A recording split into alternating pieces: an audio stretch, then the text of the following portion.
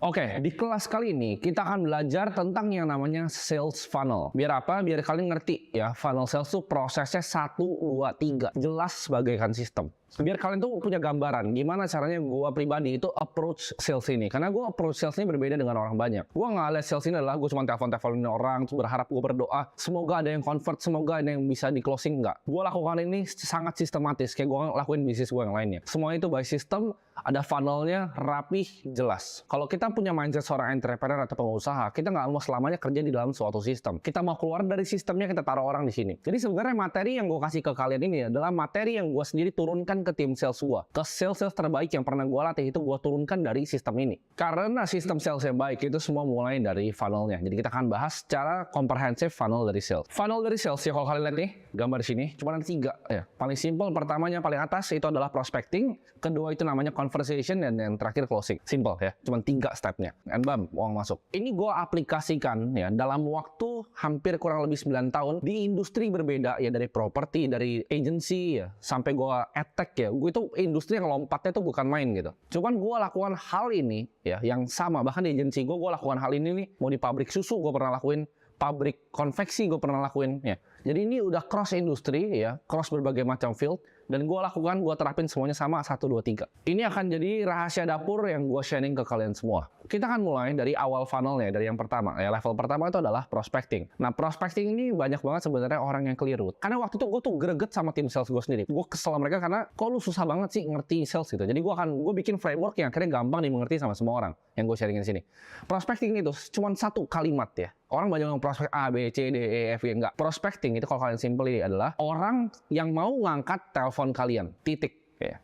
Jadi prospecting adalah menyortir orang yang mau angkat telepon kalian. Ini sebenarnya banyak banget disalahgunakan. Karena gue kesel banget. Ini disalahgunakan sama para sales trainer, ya kan? Para trainer asuransi, para trainer MLM yang belum tahu apa-apa. Mereka banyak-banyak ngajarin gini ya. Begitu kalian pulang dari rumah, ini akan kalian lakukan. Ambillah kertas HVS, tulis 100 orang yang kalian kenal. Semua yang kalian tulis 100. Tapi kalau nggak punya 100 gimana? Tulis semua 100. Jadi sampai pembantunya pun ditulis gitu. Anak pembantunya kalau bisa ditulis gitu yang umur 3 tahun. Nah itu bukanlah prospecting yang baik. Karena prospecting menurut definisi gue adalah siapa orang yang mau angkat telepon. Kalau pembantu nggak mau angkat telepon, dia bukanlah prospek dari gue. Prospecting yang paling gampang betul sebenarnya itu adalah dari namanya warm network atau network kita sendiri ya, hot network. Ibaratnya orang-orang yang kita udah kenal, yang kira-kira kita tahu nih, oh dia kayaknya butuh jasa kita, oh kayaknya dia butuh properti, kayaknya dia butuh asuransi. Kita udah kenal itu paling gampang. Itu boleh ditulis ya. Itu nggak masalah sama sekali untuk ditulis. Gue sebagian besar dari kalian dan gue waktu itu gue harus kreatif dalam cari sales. Gue kan sempat ngajarin beberapa kali di YouTube kalau misalnya gue nyari sales dari agency itu banyak kan gue cold call. Tapi ini adalah rahasia yang gue nggak pernah bongkar di YouTube, gue akan kasih buat kalian. Caranya adalah ikut conference atau networking event. Ini hal yang gue lakukan dari gue jadi agent di properti. Karena di properti itu kan ada 2. Kita harus nyari listing 1, dan kedua kita harus jualan. Jadi kita nggak bisa jualan kalau kita nggak punya listing. Itu gue bisa dapetin banyak banget insight. Contohnya apa? Gue jadi tahu nih siapa yang mau, gue namanya orang properti ngomongnya co-broker ya. Jadi co-broker. Jadi itu listing dia, tapi kalau gue dapet kliennya ntar kita bagi 2, kita atur skemanya sendiri atau lu mau 60-40 terserah lah. Jadi itu gue dapat banyak tuh co-broker dari situ. 1 itu kalau jadi agent. Tapi yang paling berdampak adalah ketika gue jadi agency. Jadi conference atau acara-acara ini itu adalah tambang emas bagi gue. Jadi gue ibarat cuma bayar mungkin 100.000, atau bahkan kalau properti itu waktu itu banyak yang gratis. Jadi itu ada launching nih apartemen atau launching perumahan, diundang sama developernya itu gratis, bahkan dikasih makanan minum. Tapi yang pas agency gue cari misalnya entrepreneur punya pelatihan gitu atau yang lain. Gue ikutin tuh semua conference. Itu ibaratnya masuk gue cuma 100.000, tapi lu bisa dapat banyak uang dari sana. Nah tapi caranya gimana? Bumbu dapurnya apa untuk bisa prospecting yang benar di conference? Apa kita daftar aja, kita datang terus kita langsung yuk kita network sama orang? Jawabannya enggak. Mungkin beberapa dari kalian ada yang bisa gayanya kayak Casanova gitu kan, ngomongnya bener-bener bagus. Kalian bisa prospecting di sana, bisa dapetin orang yang bagus di sana. Ya gue hats off, gue hormat sama kalian, tapi waktu itu gue nggak sejago itu. Jadi yang gue lakukan adalah apa? Lakukan PR-nya. Sebelum gue datang ke event, ya, gue biasa bahkan tanya sama event organizer-nya. Atau bahkan kadang gue bayar orang ini bukan untuk dicontoh ya. Tapi gue suka cari listnya. Sebelum gue datang ke conference, gue cari listnya. Siapa yang ikut conference-nya? Nah itu kuncinya sih tuh. Listnya. Nah begitu udah ada list, gue tuh udah ibarat masuk ke medan perangnya udah ada strateginya. Oke, gue mau ketemuin si A, si B, si C, si D, si D ini 5 kemungkinan jadi prospek gue. Gue akan buang setelah yang di depan bacot gue nggak peduli. Gue mau lihat nih, kira-kira gue bisa buang 15 menit nggak sama si A, 20 menit sama si B, 30 menit sama si C, 30 menit sama si B. Jadi itu gue strategiin kayak gitu. Begitu gue jadi gue udah tahu, oke gue mau ngomong sama dia karena dia punya pabrik konveksi. Gue mau ngomong sama dia kan dia punya ini. Tapi cara lebih ekstrimnya adalah apa? Waktu itu gue tuh semacam authority karena gue waktu itu ngerjain satu startup dan kebetulan gue jadi pembicaranya di sana. Nah dari sana kalau ada event bahkan gue mau coba ngeluduk masuk. Nah ini kalian akan ngerti the power of influence, nanti gue akan ajarin di kelas-kelas selanjutnya. Di saat gue ngajarin kalian seni dari persuasi. Tapi waktu itu gue nyelip sebagai authority. Ya itu gue nyelip apa? Mau nggak gue jadi speaker gratis? Ilmu gue seperti ini, presentasi gue seperti ini. Gue yakin ini bisa deliver value ke acara kalian.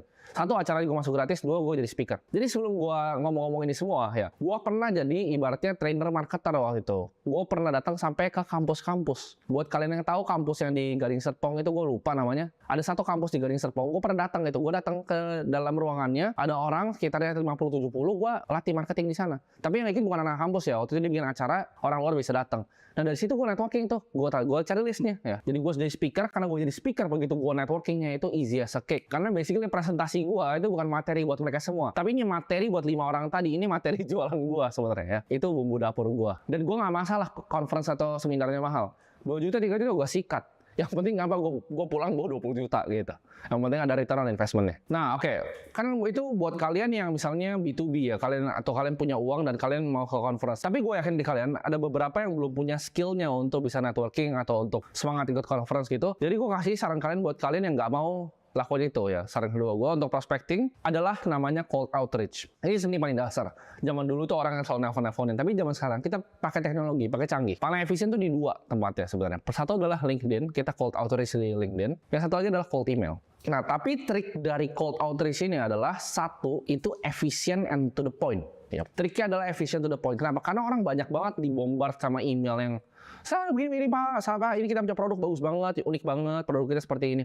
Caranya adalah kita jadi beda dengan kita to the point and direct. Ini gue bisa kasih contoh template gue. Dulu gue punya template, ini kalian bisa lihat sini. Lu mau contek terserah, lu mau modifikasi terserah. Tapi ini gue baca di sini template-nya. Siang Mbak Ana, nama saya Timothy, CEO dari agency ABC. Agensi saya membantu UMKM untuk scale up omsetnya 2-3 kali melalui performance marketing dengan Facebook dan TikTok Ads. Dengan expertise yang bisa kami berikan, saya yakin online shop Mbak Ana bisa mengalami peningkatan omset yang serupa. Nah ini berikut adalah contoh dari beberapa klien kami. Apakah Mbak Ana bersedia untuk ngobrol mungkin sekitar 15-20 menit di minggu ini? Saya free hari Kamis jam 1 atau jam 2 siang. Nah ini email yang paling efektif yang gue lakukan pada waktu itu. Ini jadi gue lakukan di berbagai macam bidang ya. Dari misalnya Instagram, gue coba di LinkedIn waktu itu belum terkenal sekarang, jadi gue belum coba di LinkedIn. Tapi ini mostly gue pakai untuk cold reach di email. Nah ini kita lihat ya, ini ada beberapa ibaratnya kata-kata kunci di sini ya. Pertama, gue langsung cepat to the point. Siang Mbak Ana, nama saya Timothy, CEO dari agensi ABC. Orang tuh nggak mau tahu lu uniknya apa. Orang mau tahu lu bisanya ngapain. Jadi, agensi saya membantu UMKM untuk scale up omsetnya 2-3 kali melalui performance marketing Facebook Ads. Jelas, gue bantu UMKM scale up 2-3 kali omsetnya ikut gua dengan Facebook Ads. Nah, kita kasih tahu what's in it for them. Karena orang tuh mau tahu what's in for me. Gua buka ini fungsi buat gua apa. Dengan expertise yang saya bisa berikan, saya yakin online shop bahkan bisa mengalami peningkatan omset yang serupa. Berikut adalah contoh dari klien kami. Langsung portofolio di situ. Kliennya apa? Jadi berapa? Gitu. Langsung tunjukin aja di sana. Terakhir, jangan cuman apakah Mbak Anda tertarik? Itu menurut gua basic banget dan banyak yang salah. Banyak yang blunder ya. Banyak yang bacotnya panjang lebar, itu paragraf-paragraf nggak penting ya kan, sampai apakah tertarik, lu gimana mau dapat prospek yang bagus, lu aja nggak jelas gitu. Nah makanya penting untuk ngerti funnel, karena paling atas apa? Prospecting, bawahnya conversation. Tujuannya adalah untuk masuk ke bidang kedua ya, dari atas kita turun ke bawah nih ke conversation. Jadi harus jelas, kita harus ada sini. Saya free hari Kamis jam 1 atau 2 siang, jelas. Karena lu akan gini ke banyak orang. Kuncinya adalah to the point and personalized. Jadi lu beneran jangan kayak cuman ngasal email lu jebretin ke semua orang, enggak. Setiap emailnya lu lakukan, lu personalized, ada namanya dia, jelas. Kalau nggak tahu namanya siapa dan perusahaan gimana? Cari. Lu tinggal LinkedIn perusahaan siapa, cari namanya. Nah itu skill anak jalanan. Bikin rasanya personal. Lu beneran mau ketemu, karena lu kasih jamnya, hari Kamis jam 1 atau jam 2 mbak.